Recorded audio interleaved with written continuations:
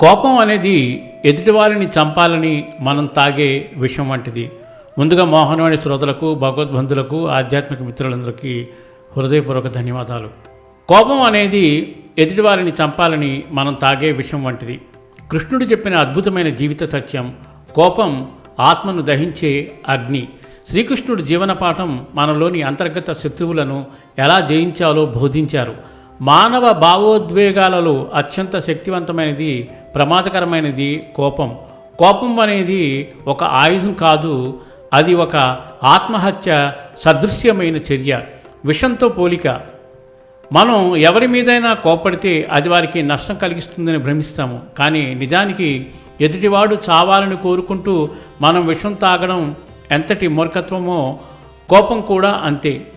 ఆ విషయం మొదట మన రక్తాన్ని, మన శాంతిని, మన ఆరోగ్యాన్ని విషతుల్యం చేస్తుంది. ముందుగా నిన్నే కాల్చేస్తుంది.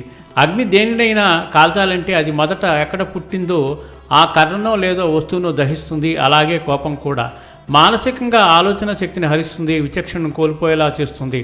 శారీరకంగా రక్తపోటును పెంచి మనసును అశాంతికి గురి చేస్తుంది. సామాజికంగా బంధాలను చిన్నాభిన్నం చేస్తుంది. ప్రశాంతత కోసమే క్షమించాలి. మనం అవతలి వారిని క్షమించాల్సింది వారి మీద ప్రేమతోనో, వారు గొప్పవారనో కాదు. మన ప్రశాంతత కోసం మన మనసు అనే తోటలో కోపం అనే కలుపు మొక్క ఉంటే అక్కడ ఆనందం అనే పువ్వు వికసించదు. ఆ భారమైన కోపాన్ని వదిలేస్తేనే మనసు తేలికపడుతుంది.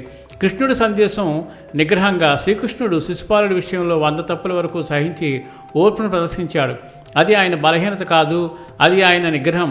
కోపం వచ్చినప్పుడు మౌనంగా ఉండడం లేదా ఆ పరిస్థితి నుండి తప్పుకోవడం ద్వారా మనల్ని మనం రక్షించుకోవచ్చు. సారాంశం ఏంటంటే కోపం అనేది ఒక క్షణం పాటు వచ్చే పిచ్చితనం. ఆ క్షణంలో మనం తీసుకునే నిర్ణయాలు జీవితకాలం బాధను మిగిల్చవచ్చు. అందుకే ఎదుటివారి తప్పులకు మనల్ని మనం శిక్షించుకోకుండా, కోపంతో రగిలిపోకుండా ప్రశాంతతను ఆయుధంగా మార్చుకోవడమే నిజమైన ఆధ్యాత్మికత. సర్వం శ్రీకృష్ణ అర్పణమస్తు. సర్వేజన సుఖినో భవంతు. లోకా సమస్త సుఖినో భవంతు. ధన్యవాదాలు. స్వస్తి.